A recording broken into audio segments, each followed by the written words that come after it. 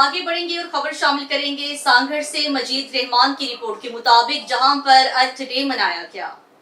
Cepa जिला सांगड़ का जमीन के आलमी दिन मनाने के हवाले से सेमिनार का इनेकाद किया गया। सूबाई वजीर बराए माहौलियात, मौसमियाती तब्दीली और साहिली तरक्की सिंध दोस्त मोहम्मद रहून, सेक्रेटरी माहौलियात नबीला उमर, डायरेक्टर जनरल इदारा तहफ़्फ़ुज़ माहौलियात सिंध नईम अहमद मुगल और सीपा शहीद बेनजीराबाद रीजन के इंचार्ज डॉक्टर गुल अमीर सुंबल, सीपा जिला सांगड़ के इंचार्ज की हिदायत पर सीपा टीम के अफसरान ने जमीन के आलमी दिन पर तालुका संझोरो में गवर्नमेंट हायर सेकेंडरी स्कूल संझोरो में सेमिनार का इनेकाद किया, जहां पर स्कूल के उत्साजा, तुलबा और तालिबात की बड़ी तादाद ने शिरकत की और सीपा टीम के अफसरान और स्कूल के उत्साजा ने भी जमीन के आलमी दिन के हवाले से खिताब किया।